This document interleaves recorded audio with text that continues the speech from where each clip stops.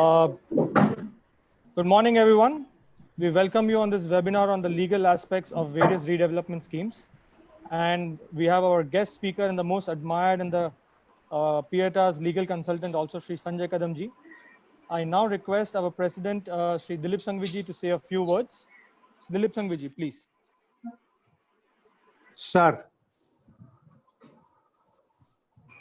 warm welcome to you on this webinar. Sri Advocate Sanjay Kadam, sir, you are one of us. Always guide in the legal matters Pieta requires. Our bonding will increase day by day to go a long way. I welcome you again, sir, very much on this webinar.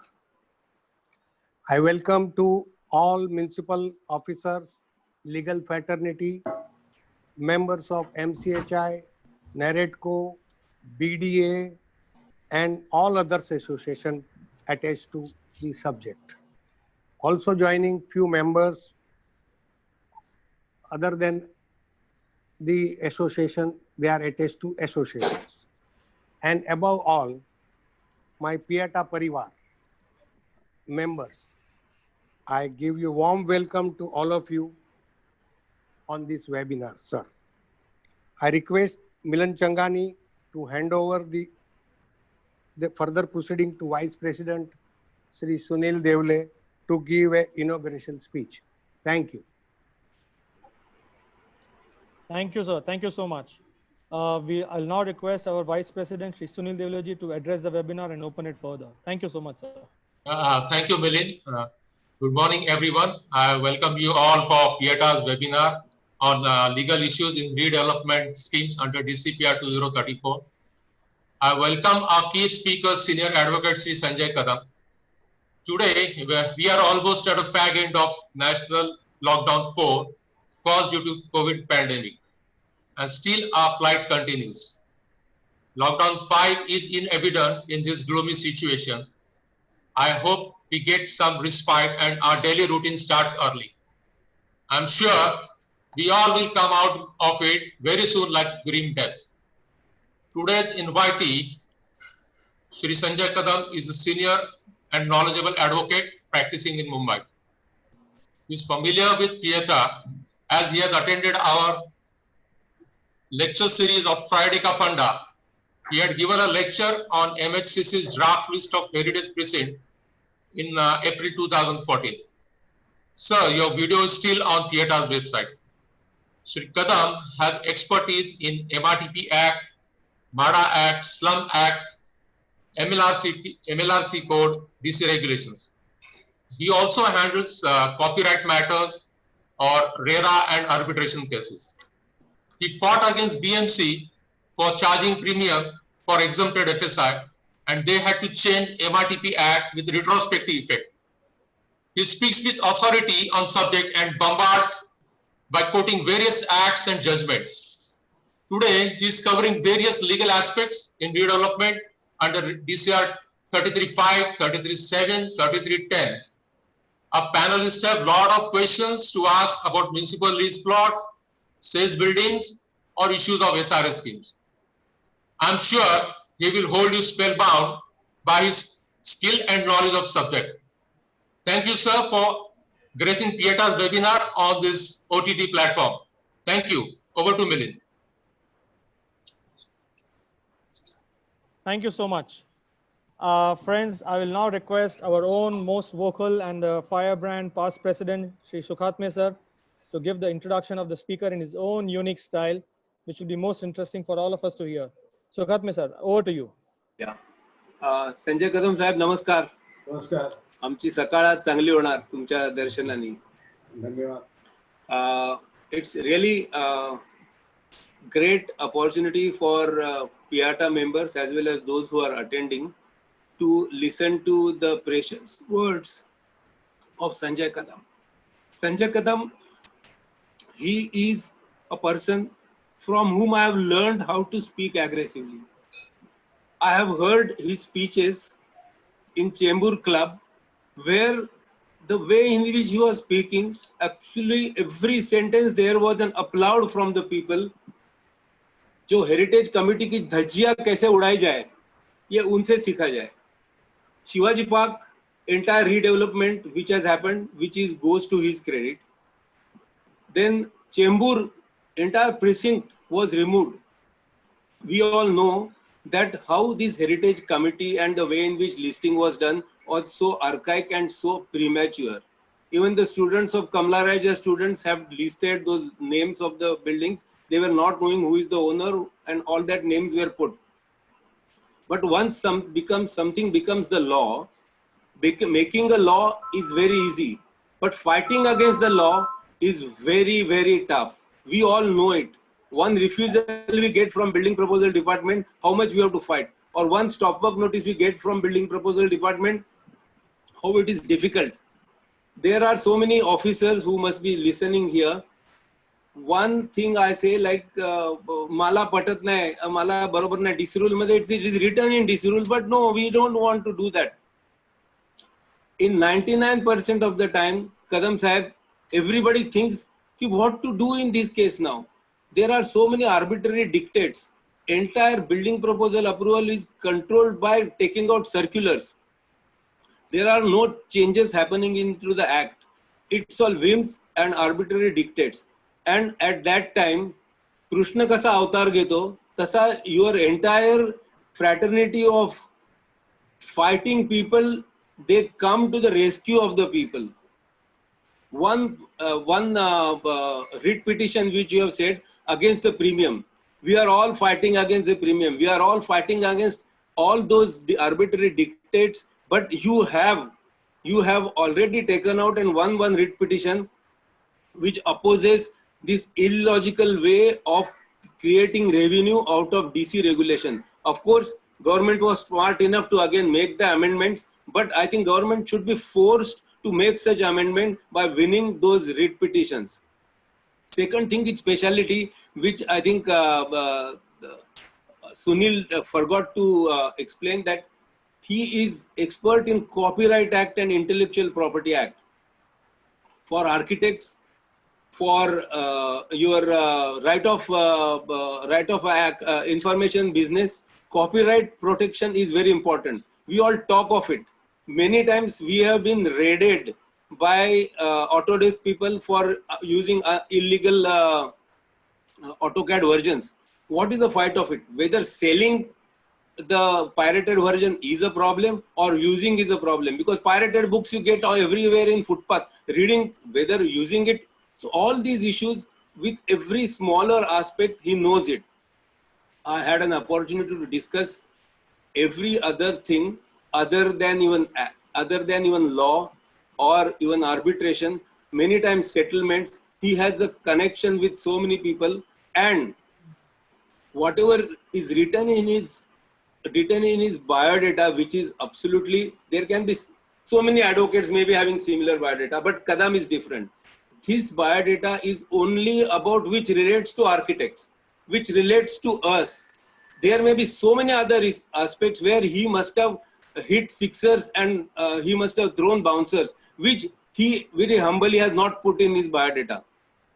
His teaching experience must have given him the entire battalion of disciples, because you have mentored so many students. And in government law college, I know getting visiting lecturership in government law college is not as good as getting lecturership in private colleges. Now there are so many private colleges are mushrooming everywhere. Government law college, 23 years he was teaching, and the way in which he will explain the things in RERA, the way in which he attacked Gautam Chatterjee, it's always memorable. And we were all wanting you to come here and share your thoughts. Welcome to Sanjay Kadamji. Thank you very much, sir. Thank you. Thank you so much, Shirish sir, for a lovely introduction of Kadam sir. Friends, now as our Vice President briefed that, we are going to discuss on a series of issues like 33.7, 33.5, 33.7a, 7b, 33.9, 33.10. Firstly, what we'll try and do is, before we get on to the DCPR aspects, we are going to discuss some of the issues related to municipal leasehold lands and tenanted properties. And there are some really good judgments Kadam sir has brought in. I think the petition was by CMDWA, and sir was the advocate on record, which related to the lease premium, the transfer premium, the lease period, and the one-time rent. And there was a landmark interim order obtained because it had really virtually stopped the redevelopment on estate schemes. So I now request Sanjay Kadam sir to give a brief on that judgment, that he fought quite well, and an interim order positively was brought in, which actually helped the entire fraternity to do the redevelopment on leasehold lands. Sir, over to you, Kadam sir. Thank you very much. Good morning, everybody. Good morning, sir. Welcome. I really thank you, the PIATA, inviting me to discuss some of my views on the various points. The Milind has now asked me about the premium issues. I must tell you that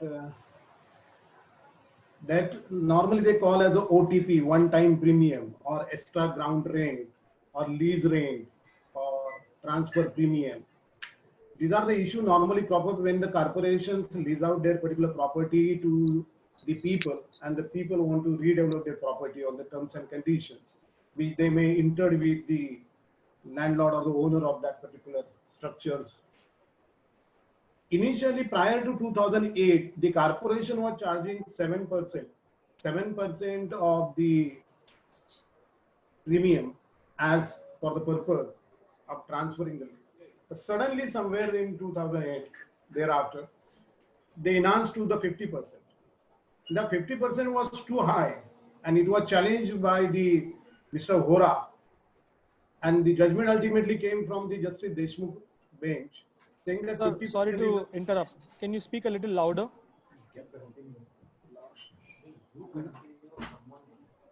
Now you can hear me?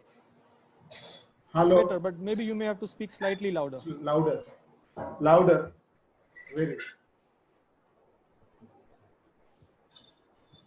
Then the judgment came by Division Bench of the Bombay High Court, presiding His Lordship Justice Deshmukh, whereby it held that 50%, and this is not tenable in the eyes of law. He strike down that particular rules, and the BMC traveled into the Supreme Court. Supreme Court again remanded back that matter, and then CMWA, Central Mumbai Developer Association, filed one particular leading matter, that is 1251 of 2014, and the issue was taken, and we highlighted to the Honorable Chief Justice N. Mohit Shah that how much the corporation is charging the premium under the different head, and that calculation was given to the Honorable High Court, which says that nearly 6,585 rupees per square feet the corporation was charging prior to you making any development or start any development of the property. The court realized that it is very difficult for any particular developer or a landlord or the owner of the cooperative housing society to develop the property in such a sort of a manner. And therefore the court said that though the act which the BMC has brought into effect retrospectively, they bought the act of 2012 in August 2012, retrospective effect from 23rd June 1993, that is a 92 DD, because the Supreme Court and Honorable High Court say that you cannot charge the premium when there is no power in the authority of law. Say they bought the law by making an amendment into the corporation in August 2012, making effective from 23rd June to 1993, saying that they are entitled to charge the premium. But despite of that, they failed to prove prima facie to the court.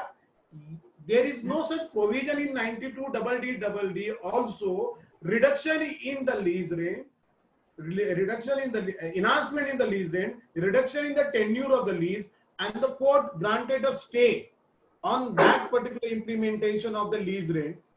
Corporation travel into the Supreme Court against the order passed by the Chief Justice, then the Mohit Shah, on the 15th of June 2015, saying I am staying this, only the 10% transfer charges be payable. Corporation will go on passing the commencement certificate and all other particular permission if the party gives that particular undertaking that effect.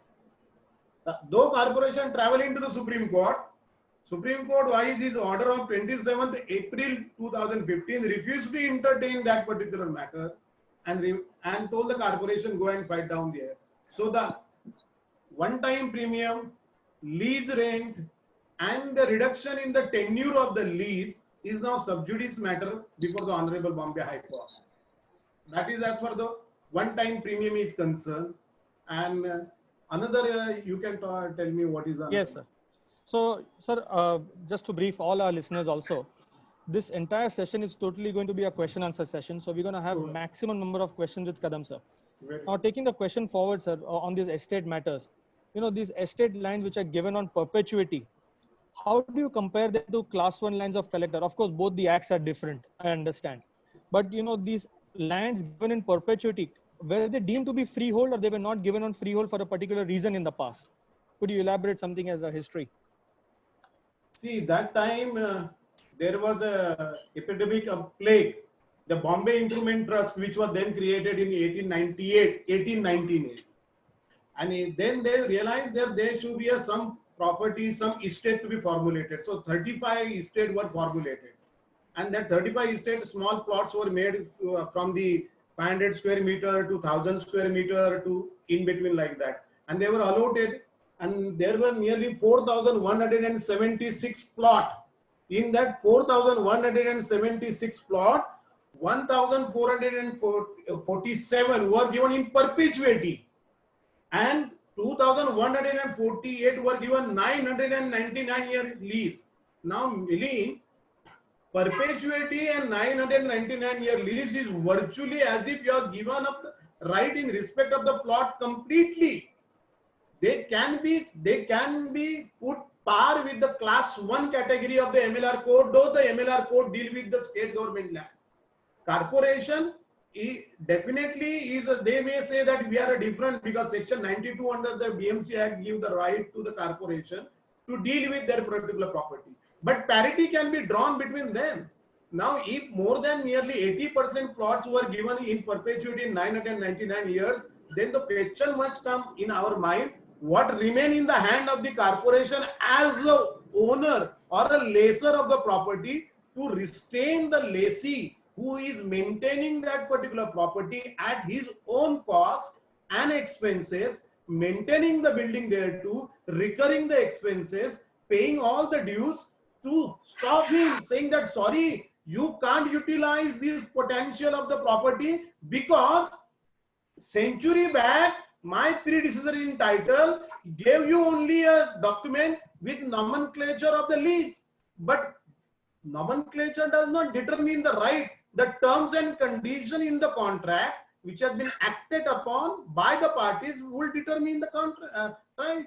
So therefore, what Milin, you said that the right is correct when there is a lease in perpetuity and 999 years of land, and also there is a clause which is normally there in that particular lease, so often clause, which says that you don't require to take a permission from the corporation. Whenever there is a transfer, you have to inform them that particular transfer. So corporation now telling that we are a lessor, therefore you have to take a prior permission is contrary to the fact of the case, terms of the contract, and also the law. See, here the corporation is doing exercise in two manners. One, as a owner of the property, as a lessor. Second hand, as a planning authority under the MRTP Act. So take a case, the same person having a dual capacity is the planning authority under the MRTP Act. There the lessor as a owner. So if owner says that sorry and tell the planning authority don't give a permission until they take a permission from me, it is incorrect. Why it is incorrect? Suppose take another hypothetical example. Suppose there is a private owner and another private party, and the private owner, private party, there is a lease deed, and that private owner has entered into an agreement and there is some dispute. That private owner write a letter to the corporation, who is the planning authority, saying that there is a dispute between both of us on the certain terms on the premium. Don't approve his plan. what the corporation will see, sorry, it is a dispute between yourself. As a planning authority, if we find that his application is in conformity with the law, all the documents, all the requirement of the DPCR, we will approve this particular plan. If you want any particular restraint order, then go to the court and bring it. Same analogy, why not to apply to the corporation? Because corporation then exercising right as a lessor or a owner under the contract, but telling the planning authority, which is also a corporation, not to sanction the plan because we are equally affected, is a dual. I think this is a double standard, and Very therefore the court will look into this aspect as and when this matter will come into. Sir, just coming to your conversation of, combination that they deserve the role of owning as well as a planning authority. So one of the petitions I think which you are already working on is on development charge under the MRTP Act of 124F, where MCGM is also the local planning authority as well as the land owning authority.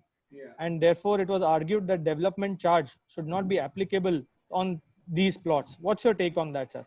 There also the Central Mumbai Developer Association has filed a writ, as like in OTP case. There we have also showed that 124F, though entitled corporation to take a development charges, there is a proviso, there is an exemption under 124F1, which says that if the land belongs to the following authority, namely the BNC, MHADA, state government, then there is an exemption from the development charges.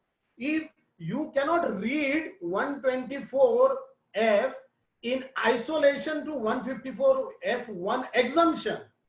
The court in that case, Justice Kannade judgment on the 7th of February 2015, followed by the again 17 February 2016, again followed in 21st June 2016, consistently held that you cannot charge this particular premium, and they have granted the stay, they have admitted the writ, and they have stopped that. But now there is a shift into the defense of the corporation and the MHADA, saying that that exemption will be applicable only if corporation or a state government or a MHADA itself develop the property. They themselves. How is that legally tenable? Is it tenable?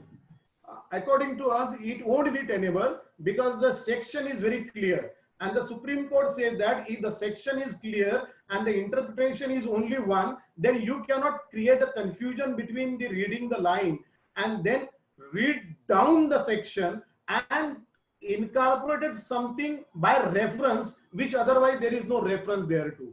So according to us, there the court has granted a stay, and the matter will be definitely coming forward. Let's hope for some positive results. Sir, one more issue which had happened, and last point we will take up on this leasehold plots before we get on to the DCPR, is on the municipal tenanted properties, where all the tenants are actually paying rent to the corporation.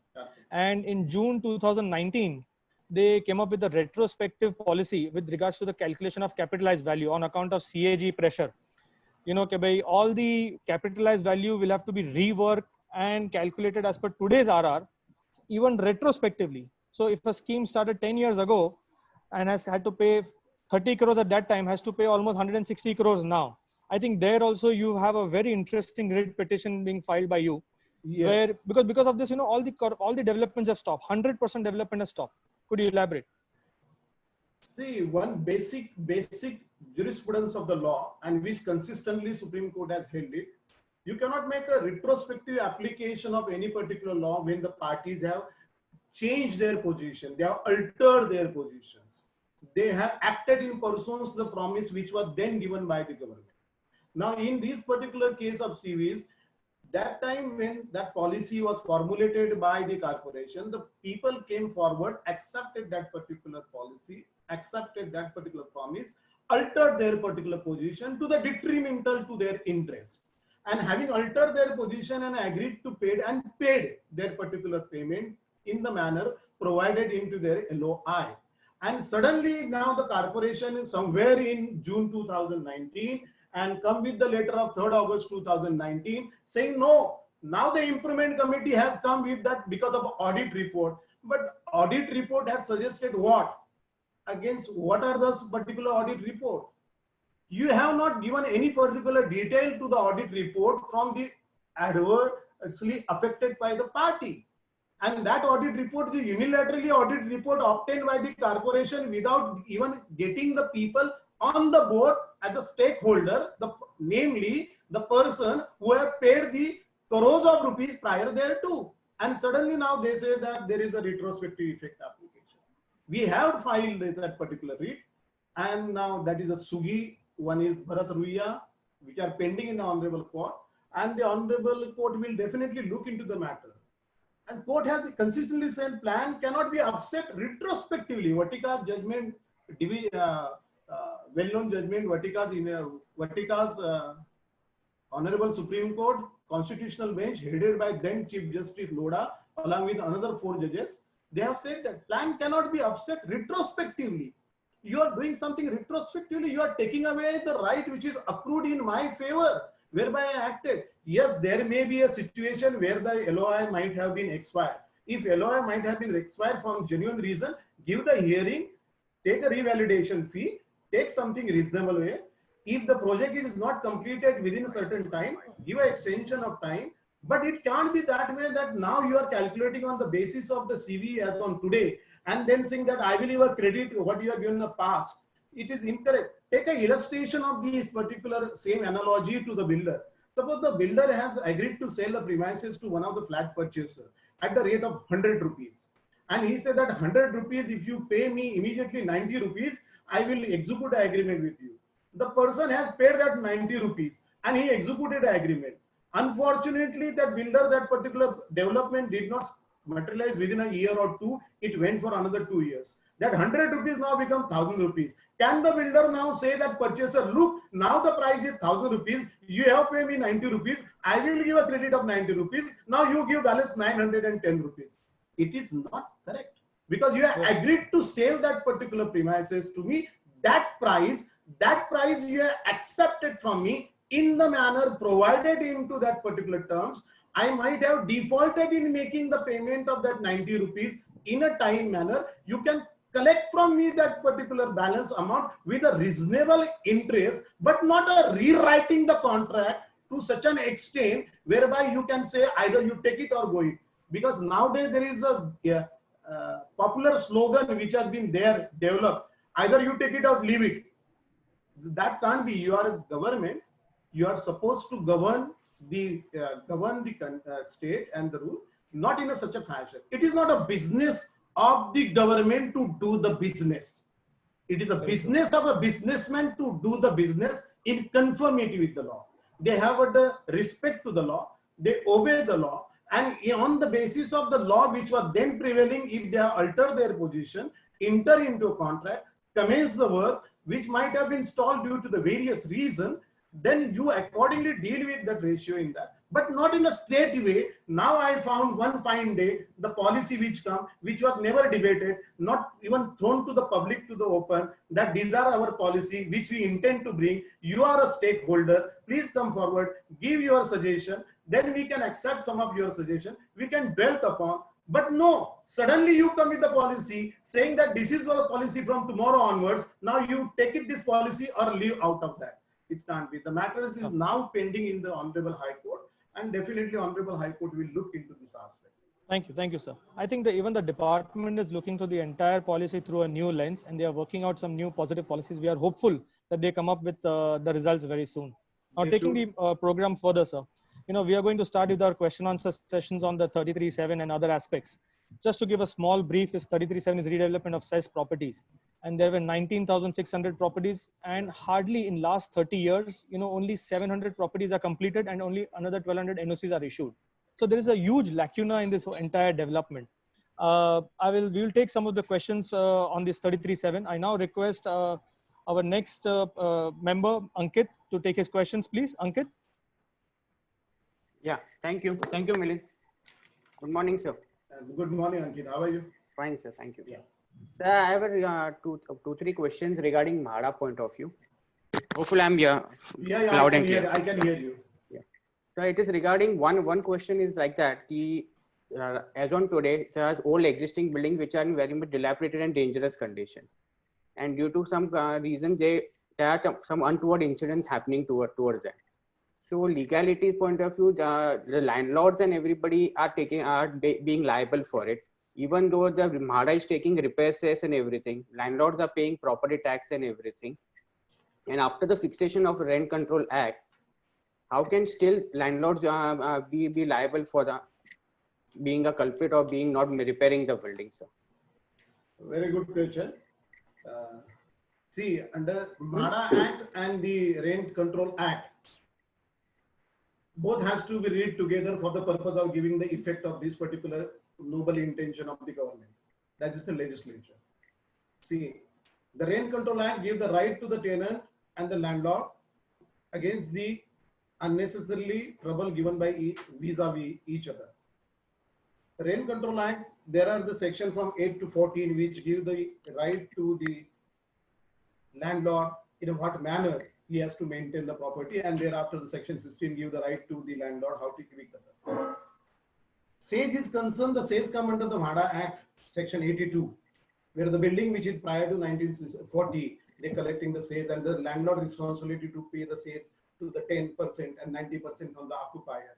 And you will find in 82, there is a subsection 3, 4, 5, 6 and 7. We say that the landlord is empowered to collect that particular 90% sales from the occupier.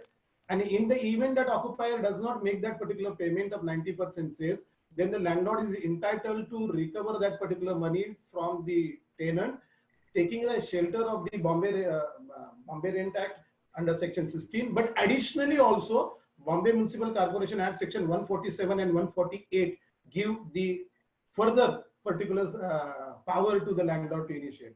But having taken a sales for and behalf of the structure by the MHADA, MHADA does do sometimes some repair. However, section 14 of the Bombay Rent Act, which is specific section, which give the bond and duty on the landlord to maintain the property in a good habitable manner. Now, when the landlord is earning the money by way of rent from that particular premises, it is the primary responsibility of the landlord to maintain the building. But suppose the tenant does not come forward to contribute from his side, then he is entitled to recover from his particular rent, and failure of that, there is a power given to him under section 16 to evict that particular tenant from the premises. This is one aspect. But sales is collected in addition, and sales we define as a tax. And when the tax, there is an authority under the law to collect that particular sales as a tax, then certainly they are bound to collect the sales and give it to the, with the corporation collect on behalf of the MHADA and give it to the treasury for that. But one question is, Ankit, is there, having collected the sales, does the MHADA spend that money on that particular property? How long the landlord is supposed to look after it? Landlord can write a letter to the corporation saying that, look, you have collected the sales from this year, this much, this much, so this much. I have called upon the tenant to come forward and contribute to their particular shares. So the price is coming this much you have collected. Please come forward and repair this building, which MHADA may look into your application. If MHADA fail to look into their application, then they definitely landlord can initiate suo moto that particular repair by taking contribution from the other tenant. So in sum and substance, because of the section 14 of the Rent Control Act, landlord cannot escape his responsibility to maintain the building habitable, definitely with the two rider. One, there is a clause which says notwithstanding anything contrary in the law or unless contract to the contrary. That means if the tenant have agreed that landlord should be absolved from his responsibility of maintenance of the society, maintenance of the structure, he can. Because the section start with these two clauses, notwithstanding anything contained contrary to the law and subject to the contract to the contrary. If the tenant himself say that landlord should not, then landlord will not. Okay. Thank you, sir. My next question I would like to ask is, as per recent MHADA NOC, which are being for redevelopment under 33(7), there is one clause stating that you have to, a corpus fund has to be created for maintenance of the building to maintain the building for 10 years. So what all things will be included in this maintenance, sir? Firstly, from where the MHADA has got this authority, that is a big question. Yes, sir. MHADA Act does not say so. There is no specific provision as such. MHADA is a nodal agency. MHADA is a nodal agency for the purpose of only for the certification of the said building and certification of the eligible occupant in the said structure. MHADA is supposed to look after that also, that if the additional surplus area we generate out of that implementation, the scheme that general, then that surplus area should come to their particular PT under section 103I with the schedule there too. So that particular surplus area MHADA can then allot to the people, those who are dishoused from these particular houses, and from them the allocation there too. So that is the limited role as far as the MHADA is concerned while certification and giving the certification. But once the authority comes to you, then you try to expand the scope of the authority. So if you find yourself, if you take any particular NOC of the MHADA 15 years down the line, 10 years down the line, 5 years down the line, and now there is a deviation from the MHADA's NOC ambit, they have expanded that particular horizon as if that they are the messiahs of the, and therefore they can interpret anything there too. So this corpus, as far as is concerned, according to me, the corpus is only for the structure. The structure means a structure. Include that lift, staircase, and the building structure. It does not take into consideration any other particular facility or amenity attached to the structure. It can't be, because it's say only for the maintenance of the structure. That too, again, I am saying this additionally, from where the MHADA get that power. They put that condition and they say in condition, and then they tell the court that the NOC means a contract and you have accepted the terms of the contract. Now you cannot deviate from the terms of the contract. Either you accept it or wait. Somebody has to look into that. But however, sir, as on today, there is no amount finalized on what, as per what rate this corpus has to be under. Till that time, can we stop paying, or can we have any option to it, sir? No, you can do. You see, as Justice Moish has said, the joy of giving is much more important in the civil society. So you yourself come forward and say that very well, according to me, the purpose would be for the maintenance of the structure. So you just say maintenance. Normally, whenever RCC structure is done, 10 years, nothing happened to that RCC structures. So only that RCC structure maintenance, how much? It may be hardly 1 rupee or 2 rupee or maximum 3 rupees per square feet. And that 3 rupees per feet you can divide. So I think that's the bare minimum, and you have to give that bare minimum. They may ask the sky, but you don't require to give under the law. Okay, sir. And lastly, I want to ask you, as you said, there are some surplus areas which are need to be handed over to MHADA or estate department in some of the cases. Yeah. So after handing over of such flats or premises to MHADA or estate, what about the maintenance of their flats? Of course, they have to pay. MHADA has to pay. MHADA has to pay. And those whosoever take it that particular surplus area, they have to pay. So if there are any, if they don't pay, or if there are any irregular payment by the concerned authority, Yeah. can we do any legal proceedings? Of Or can we have? course, you can write a letter to the MHADA VP. He will definitely look into their aspect. And if delay into that one, definitely there is a court of law where you can challenge it by filing a writ. Because if they take a surplus area, in fact, for Ankit, you must be knowing, even if they take a surplus area, they have to give a construction cost of the surplus area. Absolutely, sir. So you have got that particular right also to call for that construction cost of the surplus area. And if that is the right given by the legislature to you, equally the right of the legislature is there to ask for the maintenance. You cannot utilize the premises without paying a maintenance charge. Thanks a lot, sir. Thank you, Ankit. Thank you so much. Thank you, sir, for the brief answers. I now request Nilesh Kadakia to ask the questions further. Nilesh, over to you.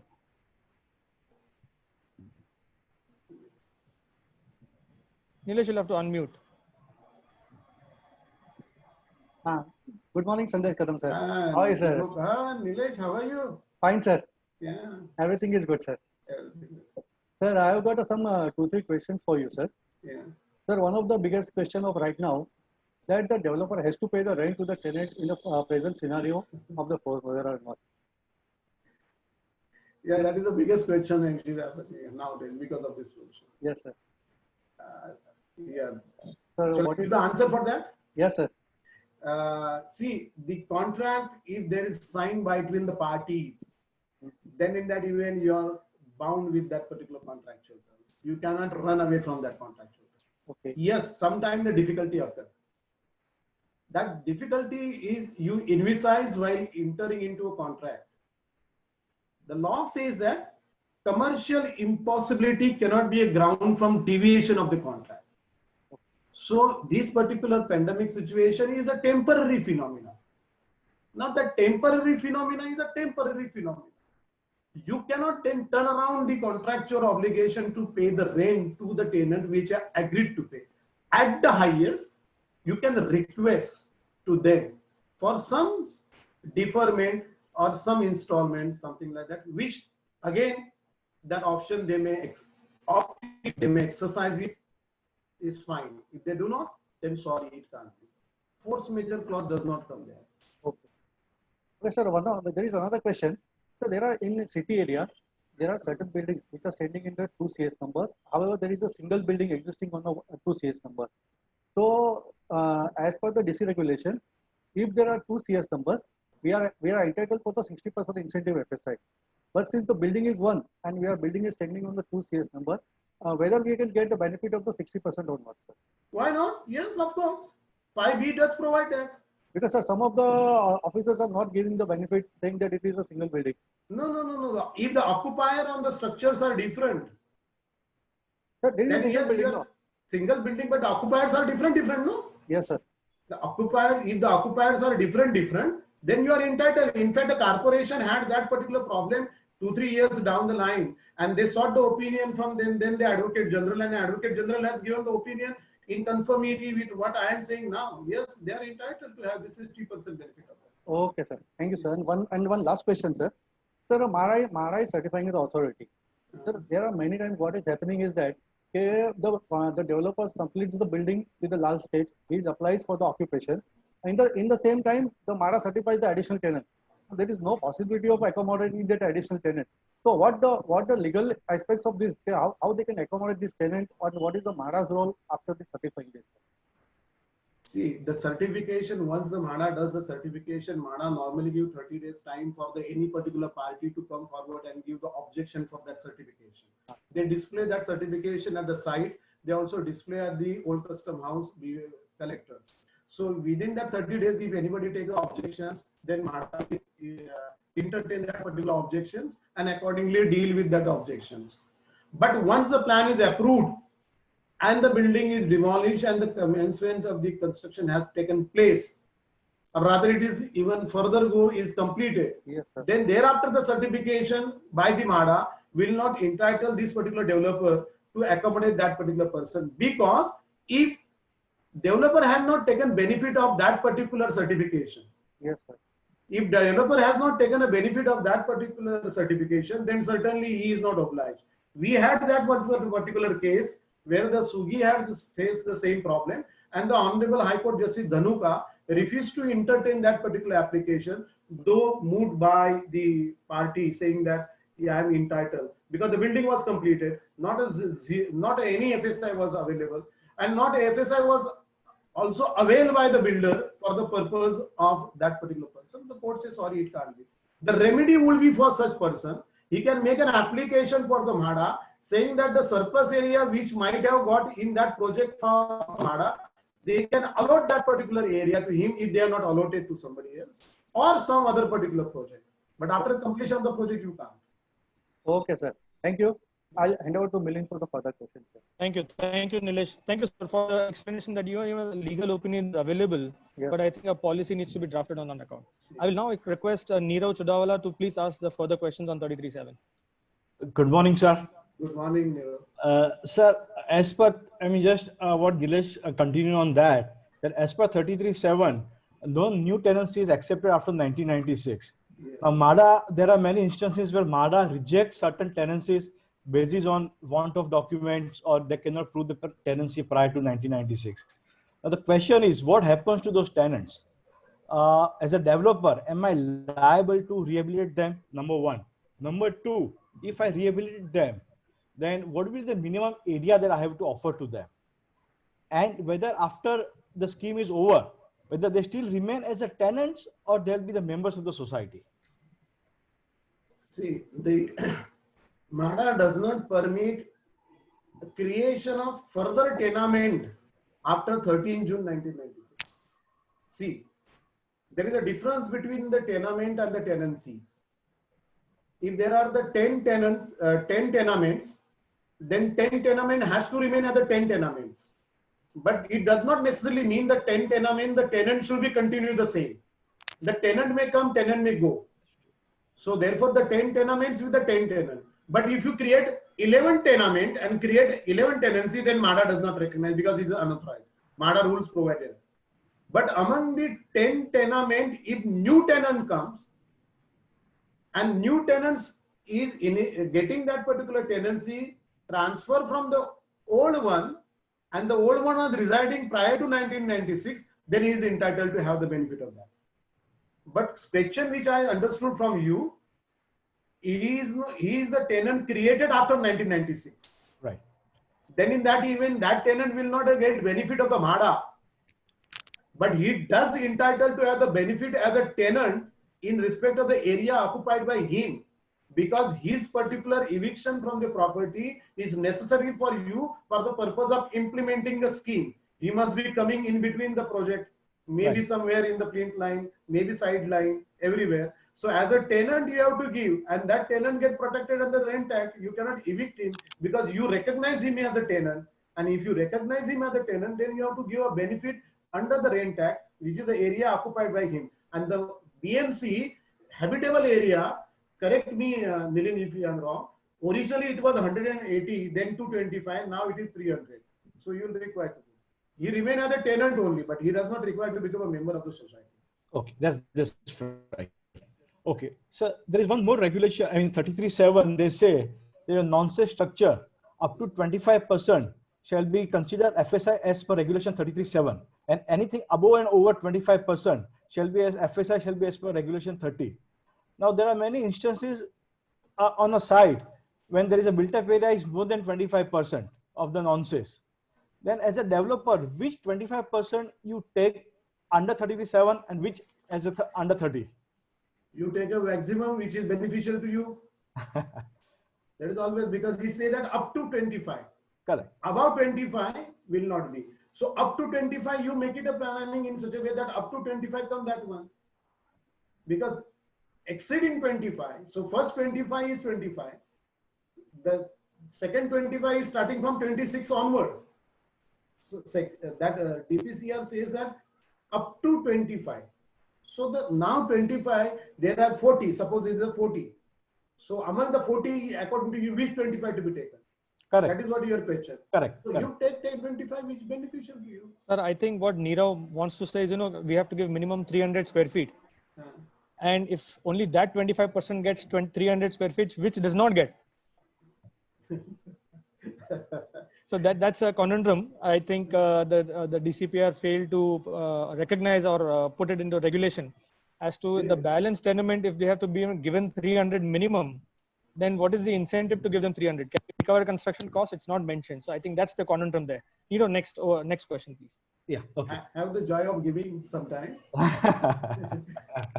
Okay. So the last question is, as you say, the MADA started somewhere in 1976, the repair board, and they started collecting repair cess from the tenants, basically.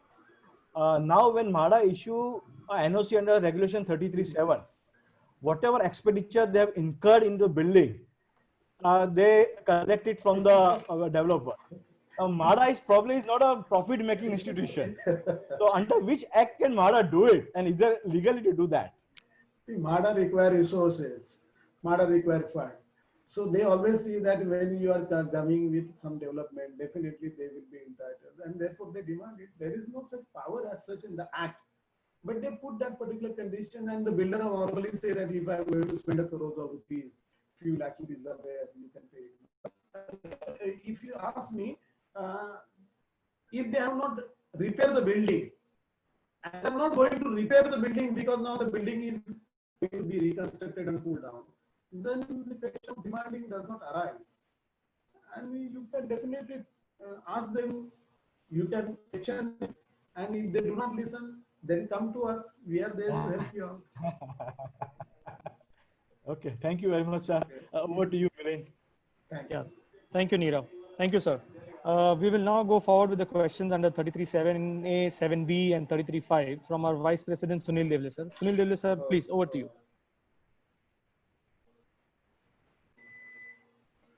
Regarding 33.5, yeah, sir has already answered that in the initial stage. Now, regarding this 33.7a and b, I would like to ask questions, sir. Regulation 33.7a is applicable for redevelopment of dilapidated and unsafe existing authorized tenant occupied building in suburb and existing authorized non-safe tenant occupied building in city. Under 33.7b also, incentive FSI is granted for redevelopment of existing building in society. In such cases, cutoff date for existing building is taken as 27th May 2016 by MCGM, which is the date of publication of DCPR 2034.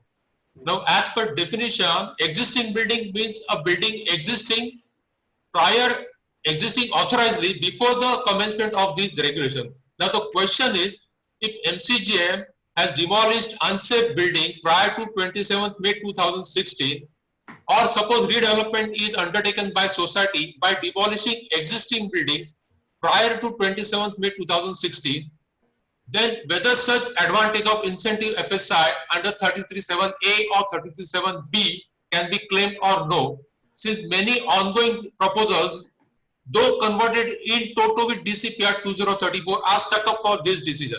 Sir, please. See,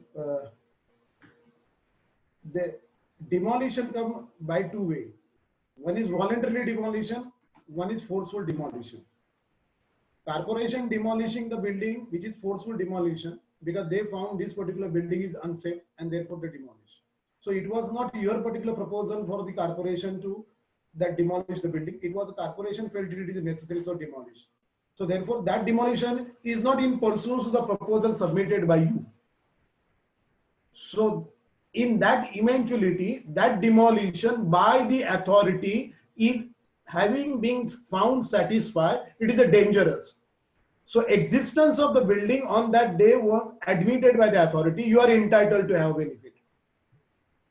But when you yourself submit a proposal, putting the scheme, and that particular proposal is looked after by the authority and approved it, and then you voluntarily demolish that particular building, right, then the question comes, does this demolition was by you for availing the benefit of the FSI which was then prevailing, or keeping in mind the future FSI?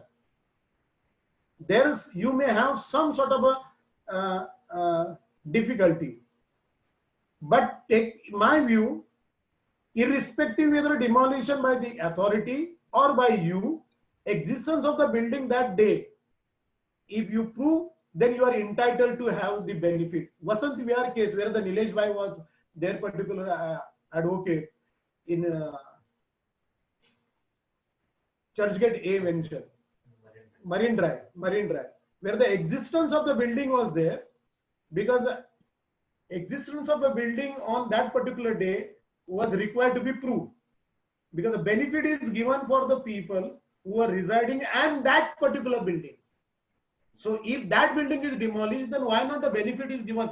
Particularly so when you have submitted the proposal under the new DPCR and which they have accepted. If you have gone totally new regime and new regime benefit which required to be given, then it should be given in the manner. It can't be a hybrid of the old and the new. See, having accepted a new proposal, you are entitled. Okay, thank you, sir. Nilesh Bhai may help you. Okay, thank you, sir. I'm done. Yes, sir. Yes. Thank you, Sunil, sir. So these are all the very, very technical questions. We're going to have one more segment under 33.10. We're going to ask some more questions to you. I will now request Suyog to please ask this question. Suyog, over to you. Suyog himself is the authority in 33.10. Kadam sir, namaskar. Namaskar, Suyog. How are you? Sir, 50% of Mumbai slums are on private lands. Yes, yes. Now, in many cases, the landlords are not interested in developing the slum. What we do is we go for acquisition of the slum under the Land Acquisition Act. Technically, what happens is once the slum is acquired by the government, it becomes a government property. The acquisition proceeding, the value of the acquisition to be paid to the owner is determined by the land acquisition officer and paid by the slum dweller society. So, in a way, the land is acquired at the cost of the slum dweller society. Now, what happens is technically, because it's a government land, under section 1.11 of 3310, they demand for premium. There's a premium to be paid for government land, 25%. So it becomes a double whammy. Many times such schemes are simply not being taken off. Especially in light of this corona, we have to see that most of the slums in Mumbai get developed. Now these private land slums, if they don't develop because of this, there's an issue. How far is it legally correct to charge first for acquisition and again for premium for government land? See, they are taking a premium not that high. They are taking only 25% of CEO. They are taking only 25%. Yes. And yeah, 25% is not a big amount which can't be given to the premium to the government for the, because the reason is that there are statute in that 3310(3.11). There is a provision to that effect. Now, if you are well aware, once there is a statute and once there is a provision, then that provision considered to be always binding upon everybody. Now the law is presumption in favor of a law.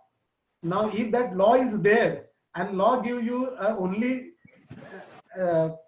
little reasonability of 25% and you don't want to pay till that particular 3.111 is there, you are bound. If you don't want to pay, then certainly you can challenge.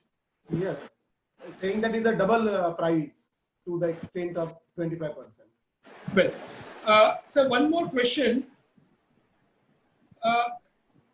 What happens is once a slum rehabilitation scheme is completed, today what happens is once the slum is, any plot is declared as slum, only SRA has got the authority as a planning authority. Right. Municipal corporation cannot be a planning authority.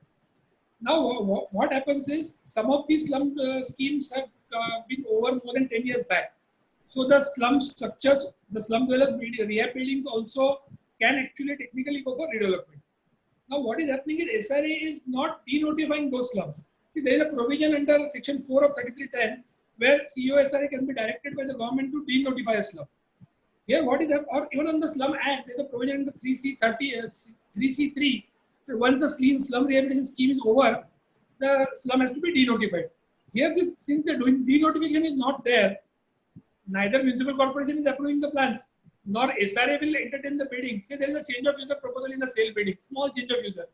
I cannot go to municipal corporation because they are not accepting my proposal. I have to go to SRA. SRA's main purpose is to redevelop the slums, not entertain such small proposals. So we are sort of left in the quandary. So what can be the solution? Can we say that once the rehab and sale bidding occupation is granted, the scheme is deemed to be completed? So 3C3 is deemed to be declared.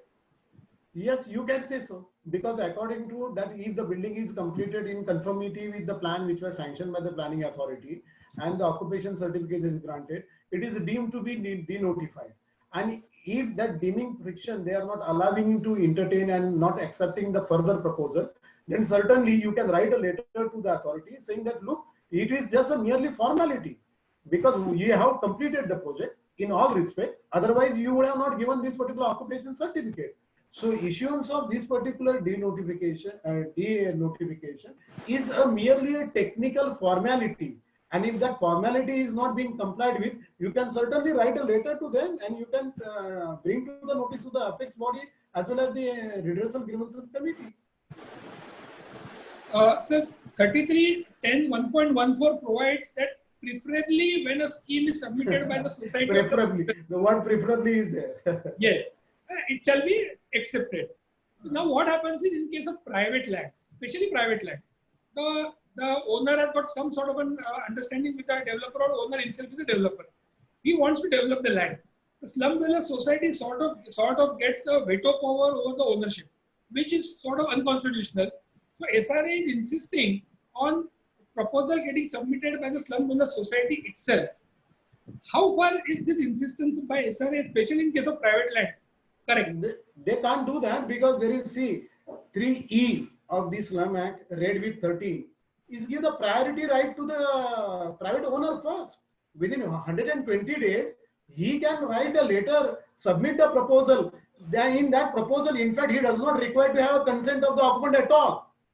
See, and that particular exercise he has to do within 120 days. So if 3E and 13 read together, private owner get a priority right to submit the proposal. And once he submit the proposal, then your Avdesh Tiwari will come to rescue.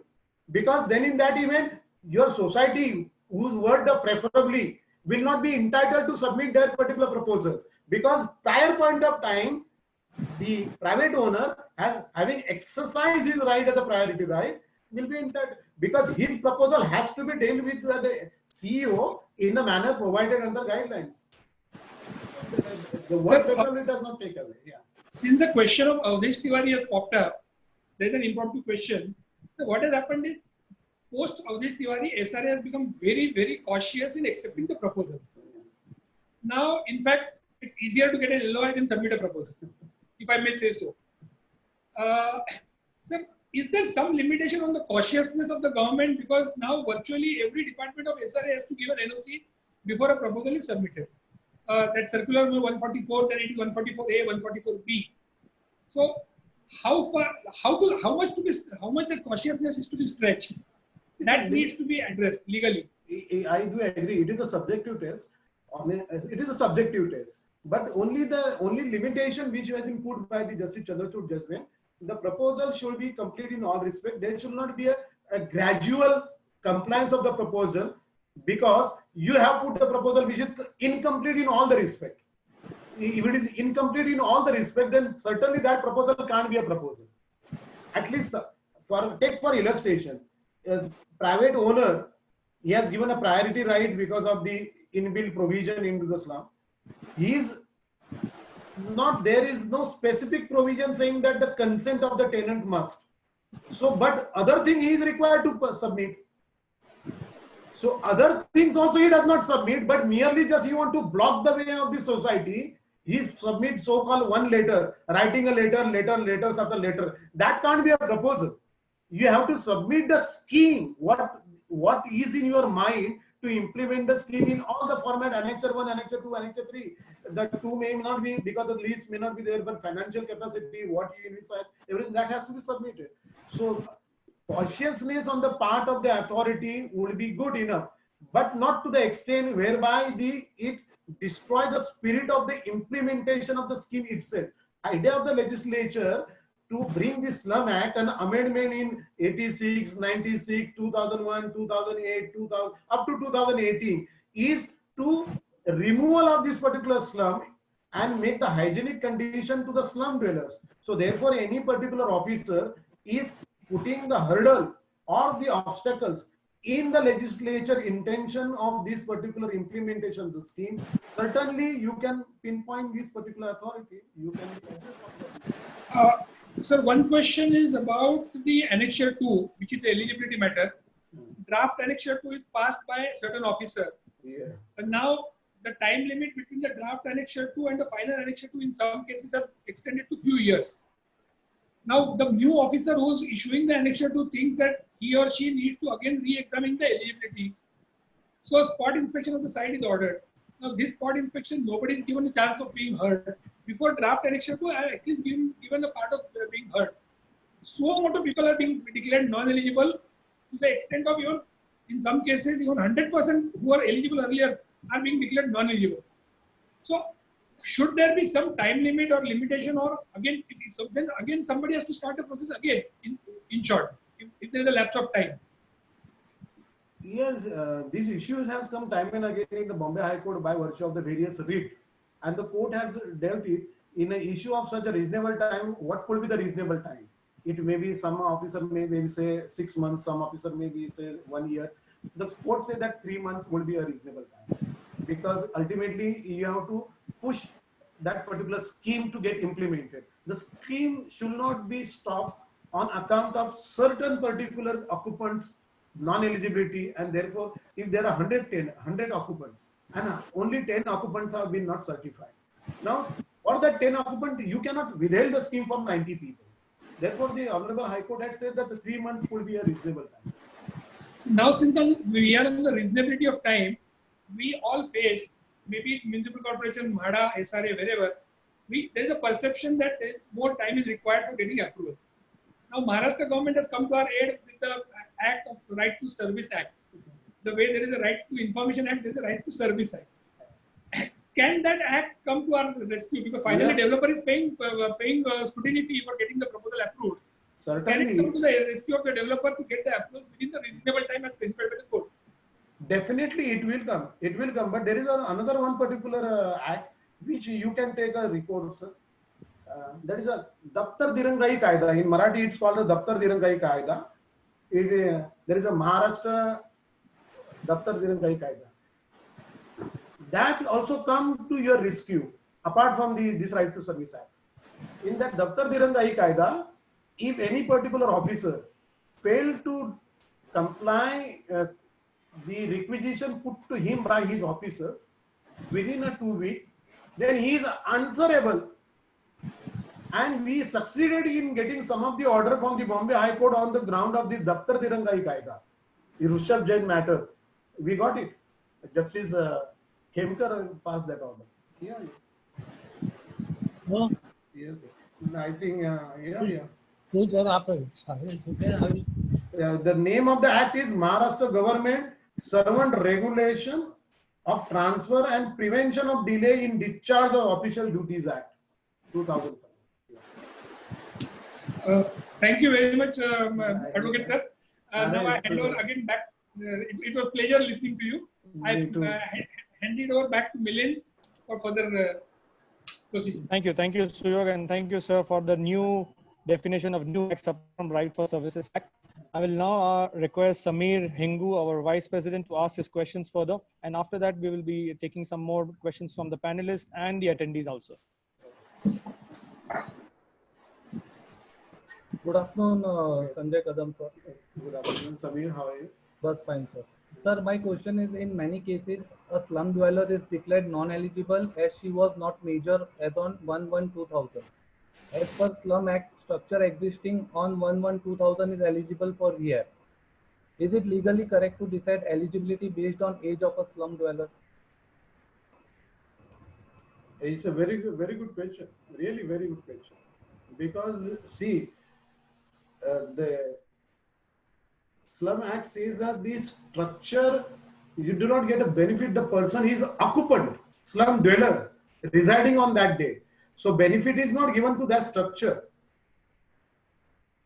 Even the structure owner may be A and the occupier is B. The B get the benefit of that particular structure, because slum itself is a, as Justice Sri Krishna says, outright trespass on the property. So structure never get a benefit. The person occupant will get a new premises.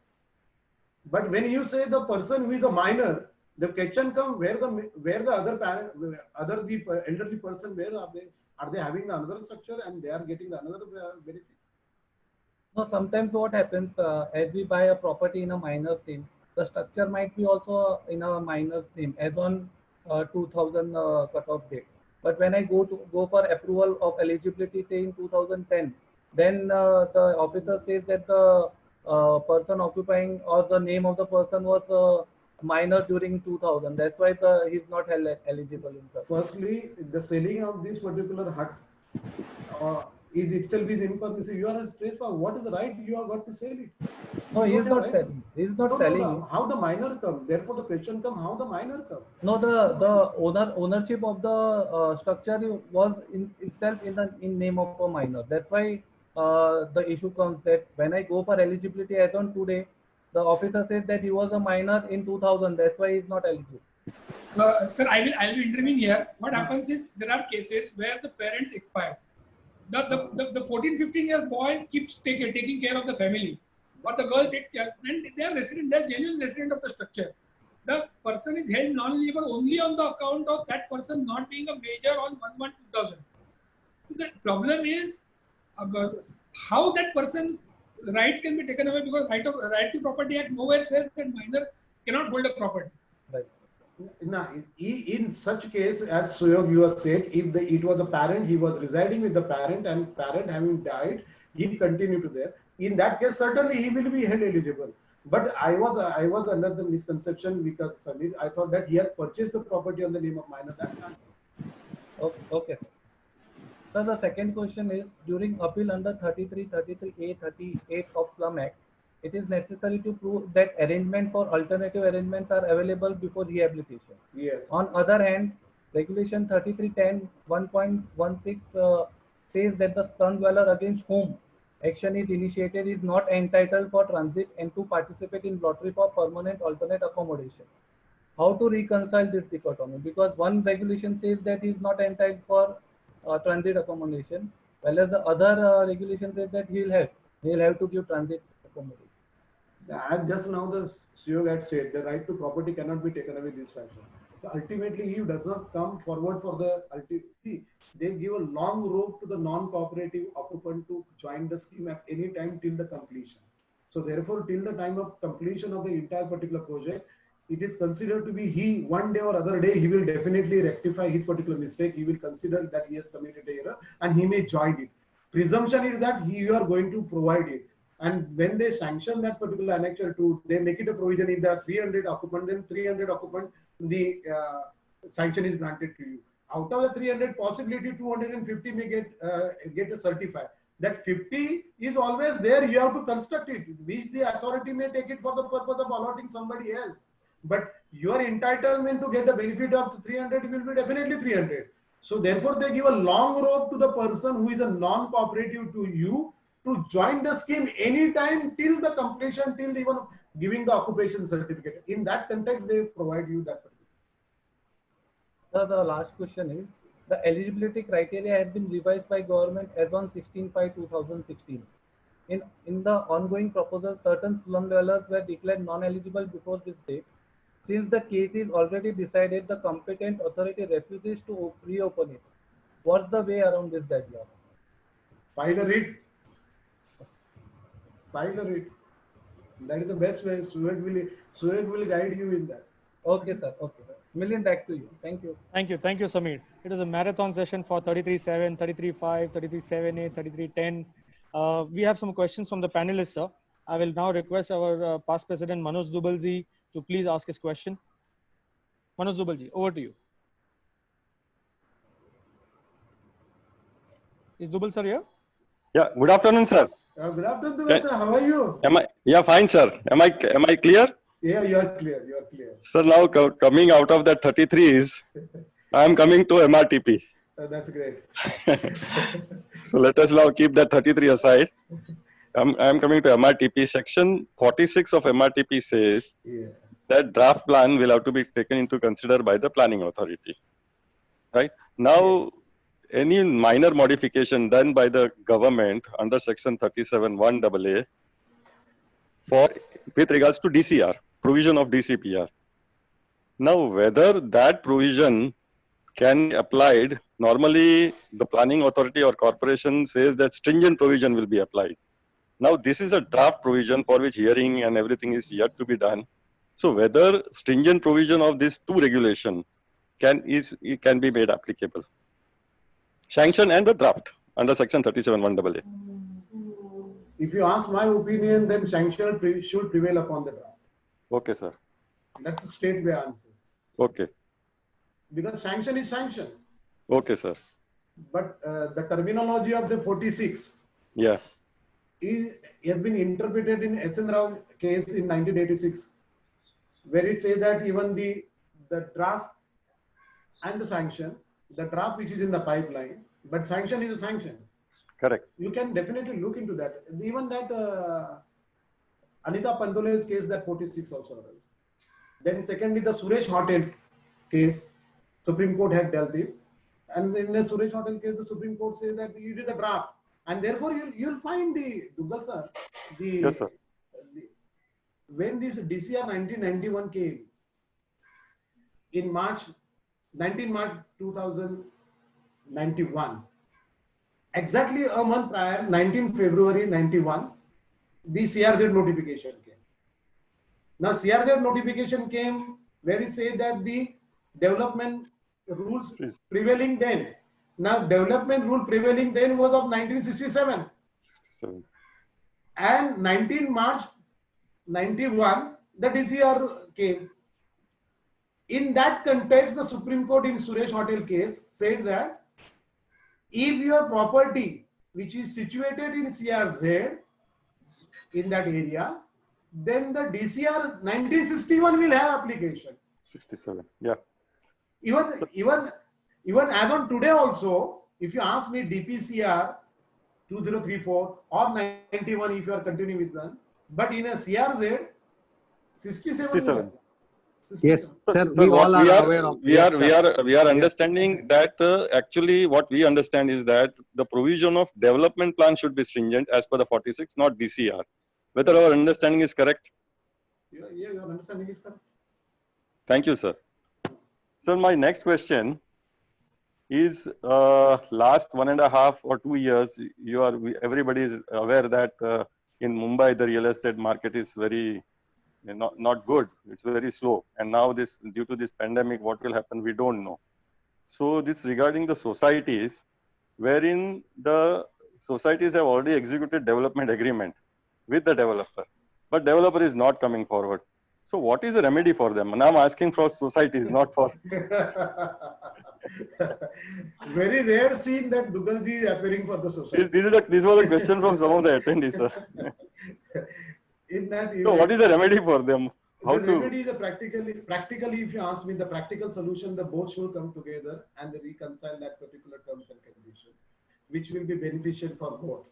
Because somebody has to go ahead 2 steps, somebody has to come 2 steps behind and reconcile the step, and the deferment of certain terms, obligation for certain time of period. That's a practical approach. Okay. And if there is a contractually, it is binding, then it is a binding. But it is advisable for both the party, developer as well as the society also, to resettle the terms to certain extent, at least. So normally what I'm sorry to interrupt. Normally what is in DAs, normally the clause is that the building will be completed within so and so 2 years is whatever after obtaining CC. Now he is not applying, nor obtaining CC. I agree. See, you are the best person that how the corporation deal with your proposal and how much the corporation alert to give you permission. True. But if the developer has taken a deliberately and intentionally more time to submit the proposal itself, that is a genuine ground for the society to rethink on that development agreement and relieve him from the agreement. We see, once you submit the proposal, then the corporation may take the time. But you does not even submit the proposal for a B, C reason, then certainly you cannot be considered to be a competent developer. Okay, sir. Thank you very much, sir. Milind, over to you. Thank you, Manoj Bhai. We will take lot of questions from the attendees, but we have one more question from our panelist, Manoj Daisaria, sir. And after that, we will be handing over to Ishwara, sir, for taking over all the questions from the attendees also. So all please hang on. Manoj Daisaria, sir, over to you. Yeah, let him finish. Yeah, hello, Kadam, sir. One of the important aspects. One of the important aspects, I being a law student, I am always confused. Article 14 Constitution of India says law of equality. Now for all different sections, right from 33, 5, 6, 7, 7A, 7B, 9 and 10, you can have your political agenda, you can give different type of FSI, different type of incentives, no problem.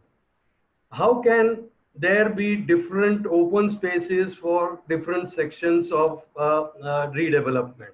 And how there can be difference of safety measures? You require some open space for some sections where the fire allows you 6 meters. For some sections, you allow 9 meters. Now my safety is equal for each section of the society, right? Open space, light and ventilation, it is my birthright. If you allow me for 33.7 and 33.5, why not for 7A and 7B also? So at least that much can I claim law of equality or not? That is my pertinent question, sir.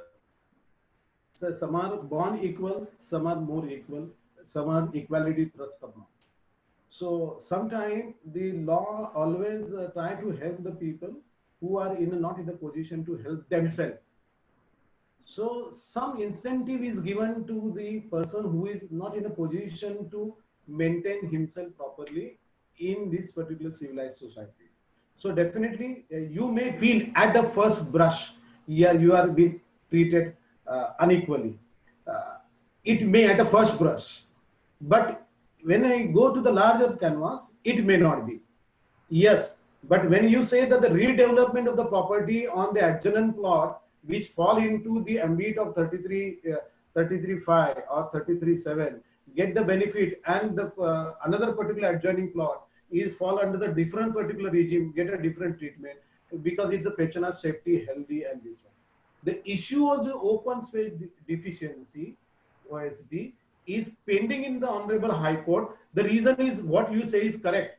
Where they, even the court is a little bit aghast when they say that they are charging the open space deficiency when they themselves are not sufferer for that open space deficiency. The sufferer will be adjoining building occupant. And they calculate not on the basis of the ground floor, they calculate on the basis of the floor erected thereupon. If your building is of 22 floor, then that it multiply by 22 times. Milind, correct? Yes, sir, that is correct, sir. Yes, Yeah, you are so correct. therefore, the court was really worried that how the open space deficiency can be multiplied to is considered to be open space deficiency in the air. I can understand the ground level where the fire tender is coming and going and to and fro. For that particular purpose, the court has tagged all the matter together. I think Jaideep Bhai Mehta's case is also there, Techno, which is there for the open space deficiency. We are challenging because it seems to be very, very arbitrarily and very unreasonable. Kadam sir, one more thing, because for entire Maharashtra now they are proposing a common DCR, so to say.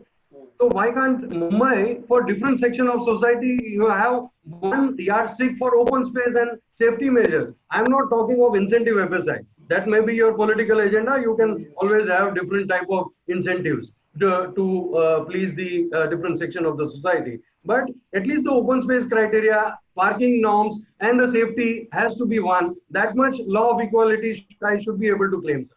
I agree with you. I agree with you. It should be, because that is a common, it should be common to everybody. It should be common. They should not be common. Even Kohinoor judgment also talks about the same thing. We'll be troubling you for filing a writ. I mean, Pieta will definitely come to you. Changani, I have got one more question. Sir, please. Kadam Sahib, namaste. Namaste, sir. The thing is, Copyright Act and Intellectual Property Act, right? The Intellectual Property Act can safeguard an architect against the Right of Information Act, because whatever documents I am submitting, there are a lot of my intellectual properties are there. And secondly, that Copyright Property Act, most of the architects who are smaller, they are not getting, they get raids and threats, because all these Autodesk companies, they have hired retired police officers. And then they give a threat to you, you will be caught under copyright and you are using pirated auto DCR. Now, can you just give us some sort of elaborative talk on what that act is, whether using is also a crime or selling is a crime, and if at all such kind of a threat comes, actually they proceed for filing a case, or ultimately they force us buying some 2-3 packages and then they go out. So can you just explain on this? The Copyright Act, we can understand what is worth copying is worth protecting. As simple as it is. But when we say that what is worth copying is worth protecting, your work should be your own, unique. If it is a copied and pirated from some other work, then it can't be your work. Your creativity has to be there, your own imagination. Now I see there are certain sculptures behind you which you have done it. They are your own creations. Now that own creation, if I want to make even a photo state copy of that, I can't do it without your particular permission. So what is being used by your own original idea? and your own uniqueness is worth get protection there too. But if it is copied from somewhere else, then you cannot get it. So how to, what are the parameters for that? Like Parameters is you have to show that. I have to prove my. You have to prove. Yes. And about Piracy Acts? Piracy Act is it is a scar on the forehead of the Indians. There are so many pirated things that happen. Because one of my clients who visited my office and then he came down and he found Adidas shoes selling on the footpath. So he was shocked how the Adidas shoes can be sold. Mala, sorry, but it's happened. So he pirated. Entire film industry is also getting adversely affected by pirating. Okay, thank you, sir. Yeah. Thank you, Suresh sir. Sir, as you rightly said, the law of equality and equality means slightly different in different contexts, because in cess properties there is Rent Control Act, which actually made an encumbrance on the entire situation of unhygienic conditions of the buildings. Now, going further with the show, I think we will take a lot of more questions from the attendees, and I would request our moderator, Shri Ishore Saab, to take over and ask the questions of the attendees so that Kadam sir can respond to that. Ishore sir, over to you. Yes, thank you, Milind. Thank you. Sanjay Kadam साहेब नमस्कार. नमस्कार कसे आहात तुम्ही? हा, मजेत आहे sir. तुम्ही बरंच काही नॉलेज दिल्यामुळे आणखी थोडं आम्ही तयार झालो आहे. आणि मग बरोबर तुम्ही जे काही सांगितलं त्या दृष्टीने अटेंडन्स लोकांनी भरपूर रिस्पॉन्स दिला. There are around 40 questions. आपण त्यातले काही सिलेक्टेड घेऊ, कारण मी ते थोडेसे रिव्ह्यू केल्यानंतर असं आढळलंय की इंग्लिश मध्ये बोलतो, कारण बाकी अटेंडन्स पण definitely I will be happy. Some are may be repetitive because you have already answered them. Some are because you have answered partially to their point. So we will take that where partially. And some have been in their mind because of the answer given by you. So त्या प्रकारची ती यादी आहे. त्याप्रमाणे मी sir one by one question विचारतो. जेवढं जमेल तेवढं लवकर करतो, so that we can have a good time. One question is from our panelist Samir Hingu. Because his quota as a panelist must have expired, so he has forwarded that question to me. It doesn't matter. He says that if there is a dilapidated buildings which has been served a demolition notice by BMC, whether the owner or the society has a option to redevelop it under 33(7)(a) or in a normal manner of using TDR and additional FSI. They have both the options. They can visualize, they can themselves make an analysis between the two options, which is more lucrative to them. They can exercise that particular options. So the option is open with the society or the owner. Yes. Only case is if he goes under 33(7)(a), the tenants or occupants are going to get the 300 square feet minimum area, which in the other provision he may not be able to give, because it may not be imperative on him to give 300. So, but then all these are the options available. They can exercise that. Then, sir, the ownership of one property is owned by 4 co-owners and 3 are ready for redevelopment. 4th one is now a NRI and not traceable. So, at that time, how can the property be developed? What is the mode to go ahead for the development in such case? Their own co-owner is not traceable. That is something very unique. Yes. That means the 3 co-owners are not in good term with that one co-owner. And if it is not traceable, then you have to take an effort to trace him out by making a publication of his particular, giving a notice in the newspaper, in the media platform, any social. Now the social media is there. The last known address, you can submit the proposal. You can forward it. And despite of taking all these due diligent efforts, means to prove your bona fide, that you have made an effort to find him out, you succeeded in finding him out, and then you can make an application to the competent court of law saying that we are doing this for the benefit of everybody. We are not going to take away his particular share. In fact, his share we can keep in the escrow also. If required, we can deposit that particular his equivalent amount in the court also. Allow us to redevelop, because ultimately redevelopment and the development of the property will be beneficial for him also. We don't take away his particular right and let that his particular share to be remain pending in the court. That's a bona fideness, and you 3 people can certainly submit that particular plea. Court will definitely look into that, looking into your genuineness and bona fide of the matter. Correct. So by doing all the bona fide efforts to trace him, Yes. Still he is not traceable, then court may Definitely. Because your idea is not to eat away his share. Your idea is to give it to him, and you want to also develop the property. So you are saying, fine, this is what his share I'm keeping in his share. Okay, sir. Okay. We'll go to next question. Yeah. This is from Mr. Anand Vilayanur, I think. So it is regarding municipal plots, redevelopment of the municipal plots. The time period is calculated after the LOI is issued for completion of the project, maybe 3 years or 2 years, whatever it is. And then he says that after LOI to get IOD and CC, he needs another 2 years. So how to complete that project? Probably this may not be an forum to answer that question, but sir, you can guide him. He can certainly follow up with his particular architect, take his architect and visit to the office with the chief engineer executive and pursue his particular things and go on the yeah. I mean, he needs to request the corporation to get that project period after the CC. Yes. So that he can start and complete within that particular period. Yes. So there are 2-3 similar questions which I will be clubbing, and so that we can go ahead with the after your information about that estate plot details.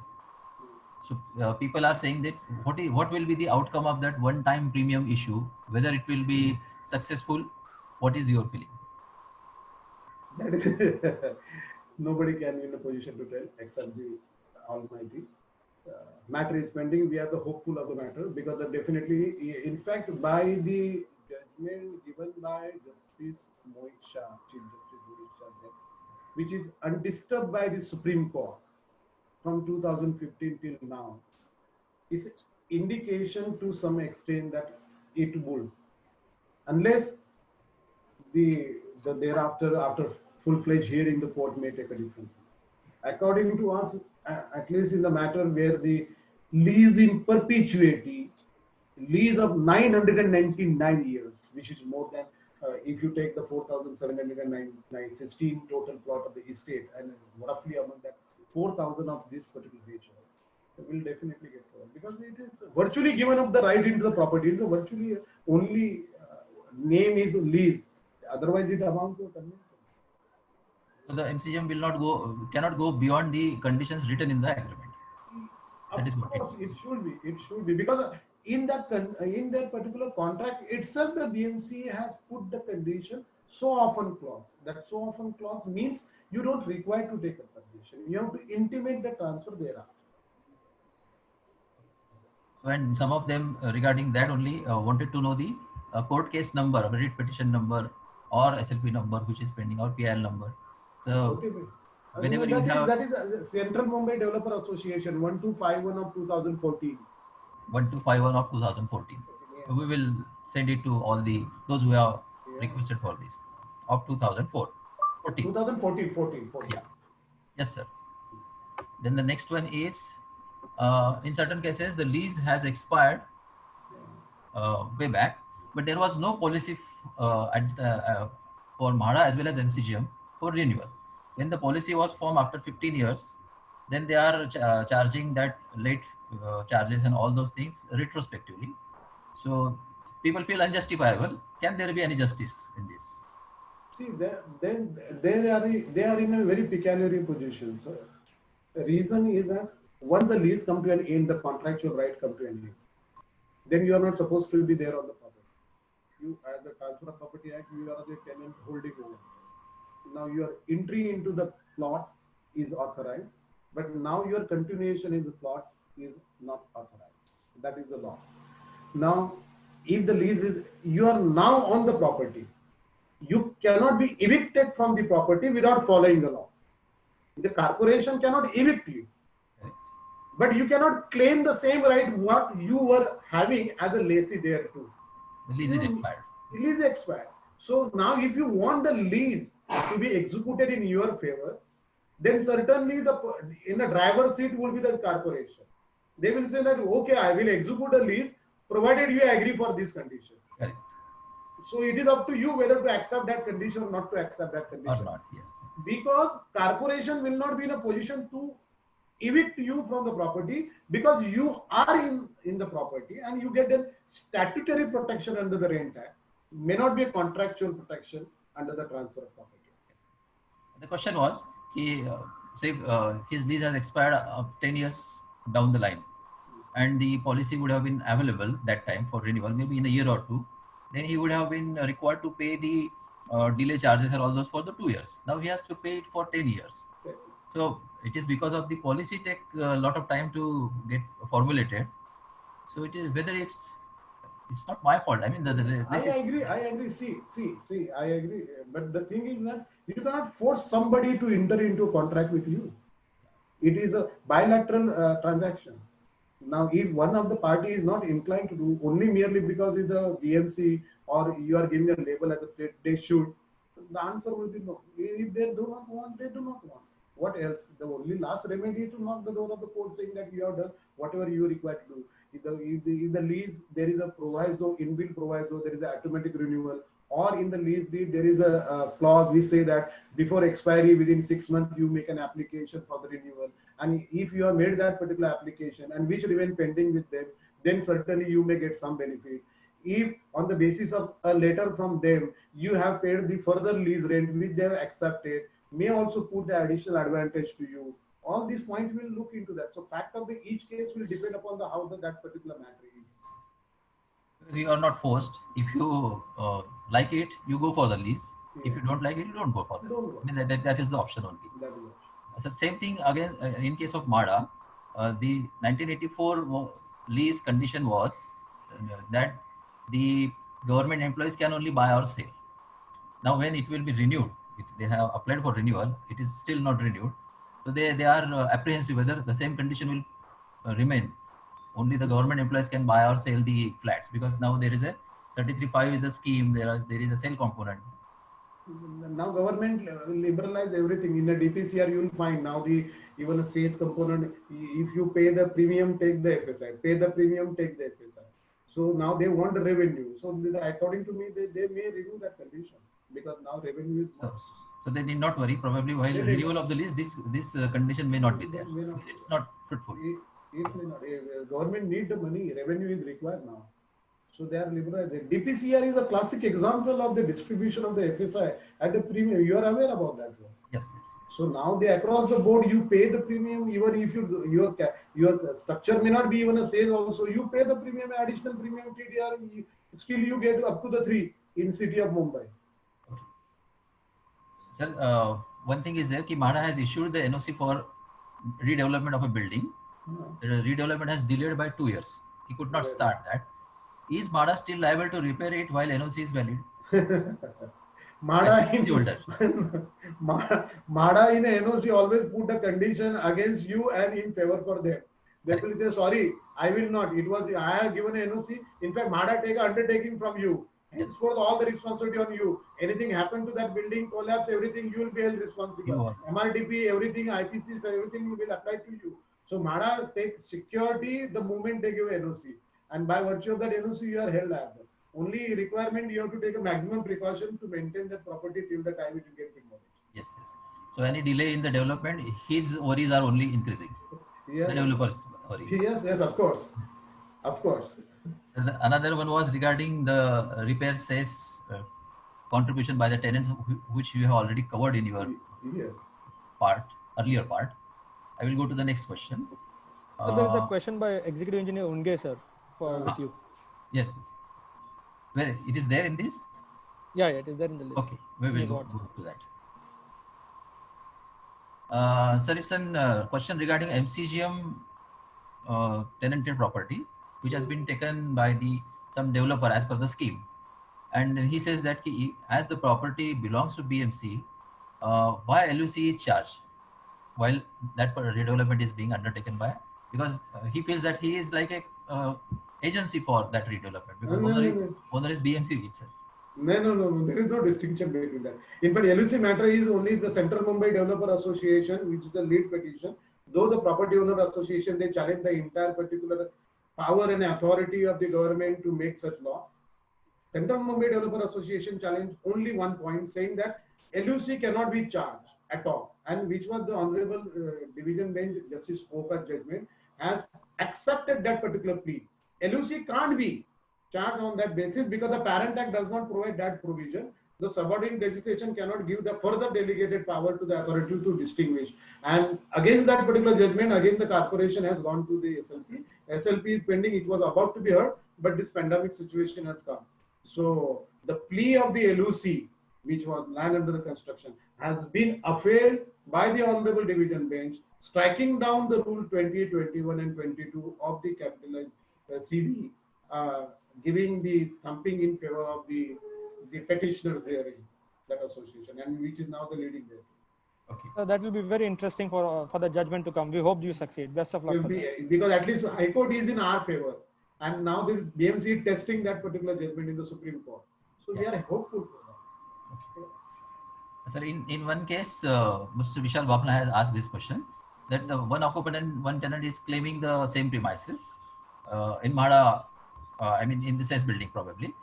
So and they have moved to MHADA. So can MHADA give some order on that without involving the landlord? I have not followed the question. Can you just repeat it? For one of the tenement, one occupant and one tenant, say for the same tenement, there is a claim. Oh, so there is a rival claim. There is a rival claim. There is a rival claim in respect of one premises. Correct. Now that is a civil dispute. Okay, but then MHADA is going to give the hearing because MHADA is the authority to certify the tenancies. No, MHADA is authorized for the purpose of certification of the structure and the certification of the occupant residing there too. Correct. So they can certify to the extent of certification of the occupant. But who will be entitled to the benefit of the scheme will be decided by the civil court. Because if both have got a rival claim, MHADA may certify the occupier. But the claim, entitlement is a civil issue. Civil dispute. So we will take two more questions and then Manoj has a question and then we'll give the vote of thanks. Okay, I will take the Unge sir's question. Yes. Sir, I will read the question by Unge sir.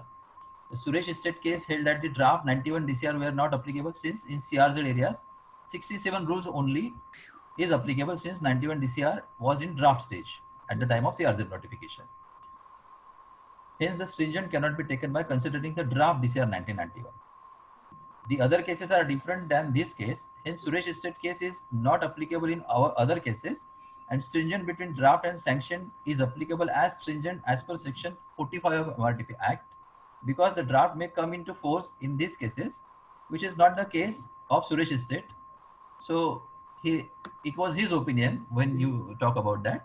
So he requested to clarify his thoughts. No, that is correct, because there are there is one particular judgment of Justice Kulkarni where he has held it, because ultimately court will definitely come, the matters are pending in the court. The draft may come into the future, which may not come into the future, which may come with the modification, which may come with the amendment, which may come with the substitution, which comes with some sort of a rider, may not be rider. But as on today, there is a sanction. So the sanctioning plan will prevail upon the draft. Yes, while sanctioning this one, you can take concern of that draft. SN Ram is the same. You can take a look into that, which is going to be in a draft is going to show as an open recreational ground, playground. And in that playground, you have to go into, as per the sanction plan, it is shown as a building. But the draft, it is a playground. Then certainly it will destroy the entire particular effect of that particular draft. See, you have to look into that one. But if a minor deviation, then certainly, why not? Ishwar sir, we'll take one question and then from Dubal sir. Yes, I will take one question.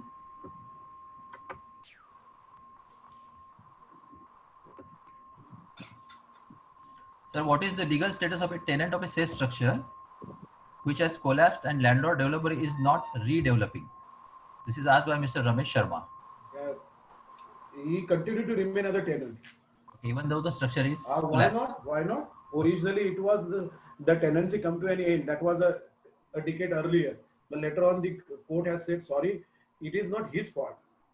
The tenanted premises might have come to an end, but does not mean his right with the landlord as a landlord-tenant control. That demolition might have been occurred at the behest of the landlord also. Possibility. Why he should be a sufferer? So he is a right. Okay, sir. Thank you very much. There were so many questions have been answered very nicely. So thank you very much. I will hand it over to Milind. Thank you, Ishwar Saban. Thank you, Kadam sir. Manoj Dubal sir, can you just ask your last question and then we'll give the board of thanks. Yeah. Sir, one more last question. It's regarding 33(7)(a).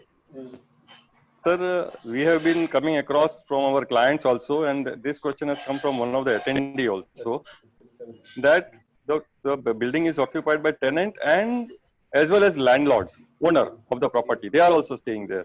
Yeah. So we have also been coming across to such situation from our clients that whether landlord will get that benefit, number one, and incentive will be given for the tenanted for the flat or structure which landlord is occupying. We are also facing this situation. So could you please throw light legality? There, if you ask me, landlord get these. Landlord is occupying a premises. Right. He is occupier. Yes. If it is occupier, he is occupier. But sir, no, the regulation says it is a redevelopment of the tenanted property, and tenant should be. Why you are going into that particular aspect? Okay, sir. Is occupier? Okay, sir. Thank you, sir. Very nice. Very nice. Because the landlord has a dual role out here as an occupier and as a landowner. Situation we are also facing. Correct. Yeah. Sir, this has been a fantastic session of question and answers. I think you've been marathon with 2 hours. I now request our Vice President Samir Hingu to give a vote of thanks. Yeah, thanks, Milind. On behalf of Pieta India, I thank Advocate Sanjay Kadam sir for sharing his views on legal aspects of MRTP Acts, MADA proposal, ST Department 33.7 and 33.10. It was a wonderful session. The question and answer session which we conducted with Kadam is one of its kind, as we concentrated on actual issues faced by professionals while approving the file. A big thanks to our President Dilip Sanghvi, past President Siri Sukhatme, Manoj Daisali and Manoj Dubal, along with the panelists and entire Pieta Executive Committee. Our next webinar will be announced soon. Thanks for joining. Thank you, Kadam. Thank you very much. Thank you so much, sir. Thank you so much. Thank you, sir. Thank you very much. Sir, thank you very much. Thank you, sir. Thank you very much. It was really a lighted session, most educative. Very much. Thanks for all you. Thanks. Thank you very much. Thank you. Thanks from Dilip sir. Sir, it was a wonderful session, sir. Yes. Thank you, sir. Thank you. Thank you, sir. Yomesh, you can close. Closing the meeting.